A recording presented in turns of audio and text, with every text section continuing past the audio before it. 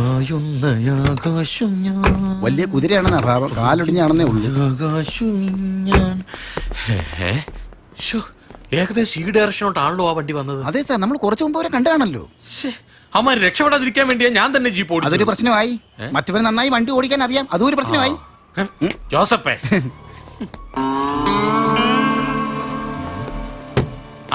എടോ, വളരെ വിലപ്പെട്ടതും വിശേഷപ്പെട്ടതും കിട്ടിയാൽ ഉപയോഗിക്കാവുന്നതുമായ ഒരു സാധനം ഇവിടെ കിടപ്പുണ്ട്. താനത് കണ്ടുപിടിച്ചോ? അത് ഞാൻ വന്നപ്പോഴേ കണ്ടുപിടിച്ചു. പറ. ആ കിടക്കുന്ന ഷൂ അല്ലേ? ഇത് പരട്ട ജോസപ്പേ, അതല്ല. പിന്നെ ഈ ടാക്സി ഇതുപോലെ ഇതിനു മുമ്പ് കണ്ടിട്ടില്ലേ? അതിന് ഇത് മാത്രമല്ല, ഇതുപോലെ എത്ര എണ്ണം ഉണ്ട്. അതല്ലടോ, ഒരു ദിവസം രാത്രിയിൽ നമ്മള് KL01A 999 വണ്ടിയുടെ പിന്നാലെ വന്ന് പൊളിഞ്ഞ വണ്ടികൾ കിടക്കുന്ന സ്ഥലത്ത് വന്നപ്പോ ഒരു ടാക്സി കണ്ടില്ലേ? അത് കറുപ്പും മഞ്ഞല്ലേ? എന്റെ ജോസഫ്, അത് ദൈവം കൊടുത്ത നിറമൊന്നും അല്ലല്ലോ, മനുഷ്യൻ അടിച്ചതല്ലേ. അതേ മനുഷ്യൻ ഈ കളറും അടിക്കരുതോ? അടിക്കാം, പക്ഷെ അന്ന് നമ്പർ ഉണ്ടായിരുന്നല്ലോ. അതും ദൈവം കൊടുത്തല്ല, മനുഷ്യന് മാറ്റാം. വേണമെങ്കിൽ ഇപ്പൊ ഈ ഓഫീസിൽ കയറി ഈ കാറിന്റെ ഹിസ്റ്ററി എനിക്ക് എടുക്കാം, പക്ഷെ ഞാൻ എടുക്കില്ല. അതെന്താണെന്ന് എനിക്കറിയാവോ? എന്തിന്? ഇടോ കോപ്പെ, ആ കാറല്ലേ ഈ കാറ്. ഓ, അത് ശരിയാണ്. എന്നാലും ഇനി എന്താ ചെയ്യേണ്ടതെന്ന് ഞാൻ ആലോചിക്കട്ടെ. അതും വേണം.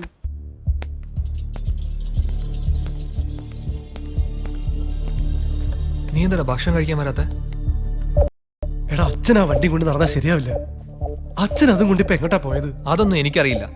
അത് അത്ര വലിയ പ്രശ്നമാക്കേണ്ട കാര്യമൊന്നുമില്ല. ആ വണ്ടിയിൽ വന്നവരെ പണം കൊണ്ടുവച്ചെന്ന് നിനക്ക് മാത്രമല്ലേ അറിയൂ. അവന്മാരാണെങ്കിൽ നിന്നെ കണ്ടിട്ടുമില്ല. പിന്നെ എന്തിനാണ് ടെൻഷൻ? എടാ, അവന്മാരുടെ കയ്യിലിരുന്ന വണ്ടിയല്ലേ, അതിന്റെ പിന്നിൽ വേറെയും കുഴപ്പങ്ങളുണ്ടാവും. നീ ഇങ്ങനെ ആലോചിച്ച് പ്രശ്നങ്ങൾ വലുതാക്കുന്ന ആളാ. ഇപ്പൊ ഒന്ന് ഊണ് കഴിക്ക്. ജോസഫേ, എന്തോ സാധാരണ ഞാൻ എന്തെങ്കിലും ഒരു തീരുമാനം എടുത്താ അത് ഇന്ന് പയ്യെ അങ്ങ് പിന്മാറും. പക്ഷെ ഇപ്പോ ഇതിനകത്ത് കേറണ്ടെന്ന് ഞാൻ കരുതിയതാ, പക്ഷെ കേറും. എന്തോ ഏതോ ആരോ ഇതിനകത്തുണ്ടെന്നൊരു തോന്നൽ. അകത്തോട്ട് കമോൺ. ഞാനൊന്ന് വീട് വരെ പോയിട്ട് വരാം. ഒരുപക്ഷെ അച്ഛൻ വീട്ടിൽ കാണും, ഇല്ലെങ്കിൽ അമ്മയെ കൊണ്ട് വിളിപ്പിക്കാം.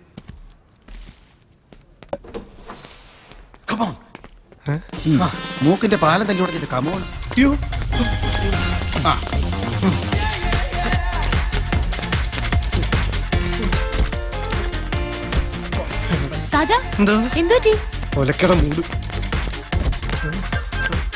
എന്താടാ എല്ലാം അപ്പൊ തൊലയും.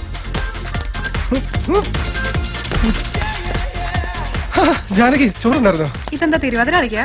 നിന്റെ മൂപ്പിലാണ് എഴുതിയ പാട്ടിന്.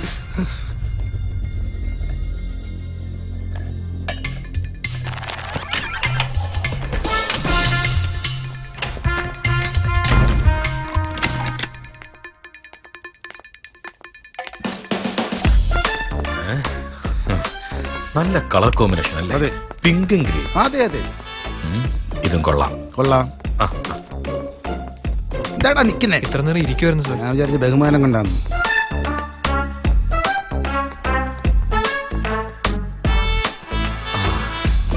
ടോയ്ലറ്റ്. അപ്പൊ ഇതിനാണ് സാറ് തിരക്കി വന്നത്. എന്നാ പിന്നെ പോയിട്ട് വാ.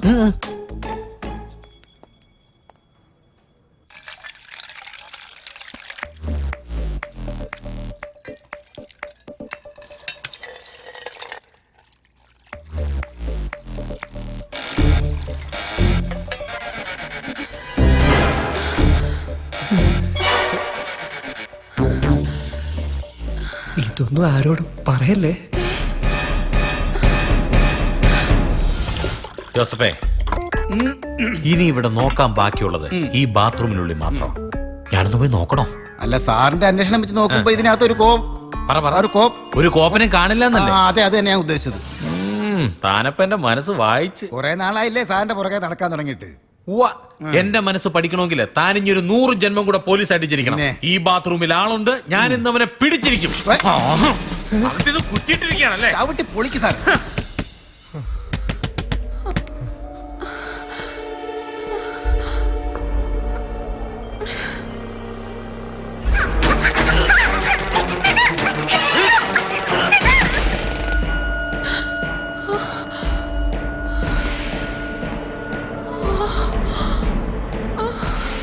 നില വിളിക്കരുത്.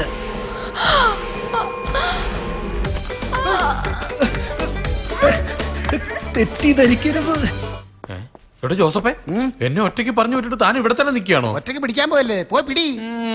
ഞാൻ ഡോറ് ചവിട്ടി പൊളിച്ച് അകത്ത് ചെല്ലണം, അതിനകത്തൊരു പെൺകുട്ടി ഉണ്ടാവണം, ഈ SI പവന സ്ത്രീപീഡനത്തിന് അവത്താവണം, എന്റെ ജീവിതം കുത്തുപാള എടുക്കണം. ഇതല്ല തന്റെ മനസ്സിലിരിപ്പ്.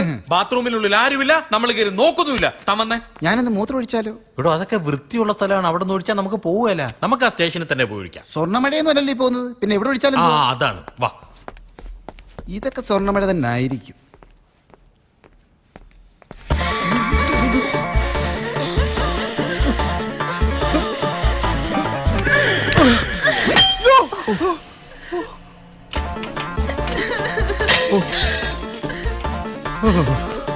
ജീവിതത്തിൽ ഇന്നേ വരെ ഇങ്ങനെ ഒരു പ്രതിസന്ധി ഉണ്ടായിട്ടില്ല.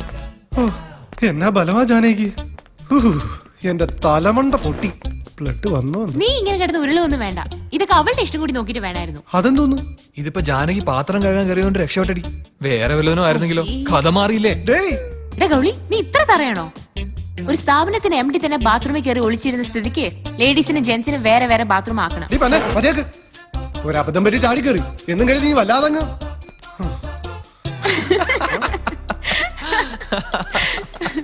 ഡാ, നീ അയാളെ കണ്ട് ഓടി ബാത്റൂമിൽ കയറുന്ന ഞാൻ ഊഹിച്ചതാ. പിന്നെ ജാനു പതിവായി ഊണ് കഴിഞ്ഞ് പാത്രം കഴുകുന്ന അതേ സ്ഥലത്താണ്. നിന്നെ ഒന്ന് വട്ടാക്കിയതല്ലേ? അല്ലെങ്കിൽ ഇവനൊരു ഹരിചന്ദ്രൻ ചവലുണ്ട്. എടാ, അതിന് റിച്ച് ഫാമിലിയിൽ ജനിക്കണം. ഇതേ 916 വായിൽ സ്വർണ്ണക്കരണ്ടിയുമായി ജനിച്ചവൻ. ആ സ്വർണം തേനിൽ ഉരച്ച് അത് മുഖത്ത് വാരി തേച്ചോണ്ടാ ഞങ്ങൾ കൊച്ചിയിലെ സ്കൂളിൽ പോയിരുന്നത്. എന്നാലും ചില സത്യങ്ങൾ പറയണല്ലോ. അടുക്കളയിൽ മണ്ണെണ്ണല്ലെന്നും പറഞ്ഞ് ഉച്ചയ്ക്ക് ചോറ് കൊണ്ടുപോകാൻ പറ്റാതെ വരുമ്പോ അന്തസ്സും അഭിമാനമുള്ള എന്റെ അച്ഛൻ എന്താ പറയാറുള്ളെന്ന് അറിയോ? മക്കളെ, ഏറ്റവും നല്ല പൊതി കൊണ്ടുവരുന്ന പിള്ളേരുടെ കയ്യിൽ നിന്ന് തട്ടിപ്പറിച്ച് കഴിക്കണമെന്ന്. അങ്ങനെ വളർത്തിക്കൊണ്ടുവന്ന തടിയാ, അറിയോ? അല്ലാതെ നിന്നെ പോലെ ലോ ക്ലാസ് അല്ല. ആരാടാ ലോ ക്ലാസ്? നിന്നെ എന്ന് ഞാൻ അവന്റെ ഒരു സ്വർണ്ണക്കരണ്ടി പഴയത് മൊത്തം ഞാൻ വിളിച്ചു പറയേ. വെറുതെ വിടടാ അവനെ. അടങ്ങി കിടക്കണം. ദേ അവള്. ഡീ, നീ ചെന്ന് അവളുടെ അടുത്ത് കാര്യം പറഞ്ഞ് മനസ്സിലാക്ക്. ബാത്റൂമിലെ പ്രതികരണം വളരെ മോശമായിരുന്നു. അവളൊരു പൈങ്കിളിയാ, എന്നെ നാറ്റിക്കും. ഓ, ഇങ്ങനെ നിന്ന് കരഞ്ഞ് കണ്ണുനീര് മുഴുവൻ കളയാതെ നടന്ന കാര്യം അങ്ങ് പറ. കരയാനാണെങ്കിൽ പറഞ്ഞിട്ടും കരയാലോ. അത് പിന്നെ ഞാനൊരു പാവമാണല്ലോ. പാവം എന്ന് പറഞ്ഞ സ്വഭാവത്തിന്റെ കാര്യമല്ല, പണക്കാരിയൊന്നും അല്ലല്ലോ. അപ്പൊ പിന്നെ നമ്മുടെ നേരെ ആയിരിക്കുമല്ലോ ആക്രമണം മുഴുവൻ. നീ ഒന്ന് വന്നേ, ഒരു അത്യാവശ്യ കാര്യം പറയാനുണ്ട്. നമുക്ക് വന്നിട്ട് കഥ പറയാം. അത് പിന്നെ ഇവരൊക്കെ ആകാംക്ഷയോടെ നിൽക്കുമ്പോ. അത് സാരമില്ലടാ, നീ വാ, ഒരു കാര്യം പറയാനുണ്ട്. നീ മനസ്സിലാക്കിയത് പലതും തെറ്റാണ് നല്ല മോളെ. ഇൻട്രസ്റ്റിംഗ് ആയിട്ട് വന്നതായിരുന്നു, കൊണ്ട് കളഞ്ഞ്.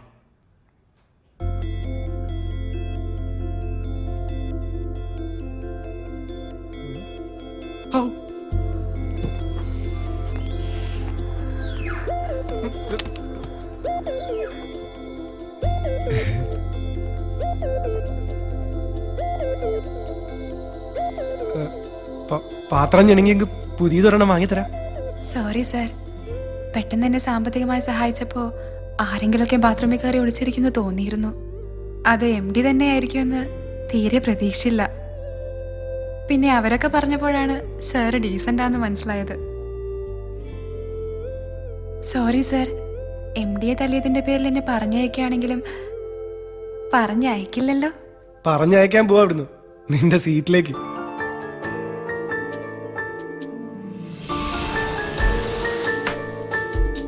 പോയിക്കോ.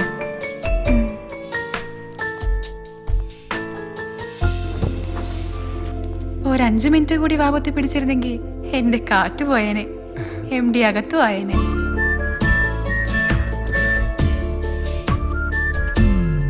ഇത്രയും ചേരാതെ അല്പം ദൂരെ നിന്നാലും ആരെങ്കിലും കാണാലോ. ഒന്ന് മുട്ടി നിന്നതാ, എന്നാലേ നിന്റെയൊക്കെ മനസ്സിലിരിപ്പ് പിടിയിട്ടു. എന്നിട്ടെന്താ കിട്ടിയത്? ഭാഗികമായ താല്പര്യമുണ്ട്, അല്ലെങ്കിൽ എപ്പോഴേ തടി മാറ്റിയേനെ. ചിരിച്ചപ്പോ ആത്മവിശ്വാസം കൂടി. അവർ രണ്ടുപേരും ലൈനായെന്നാ തോന്നുന്നത്. നമുക്കും കൂടെ അങ്ങ് ആയാലോ? നിനക്ക് എന്നെ അതിന് സഹിക്കാൻ പറ്റുമോ? അത് മാത്രമേ ഉള്ളൂ ഒരു പ്രശ്നം. നോക്കാം, ഇപ്പൊ ഇവിടെ സഹിക്കുന്നില്ലേ?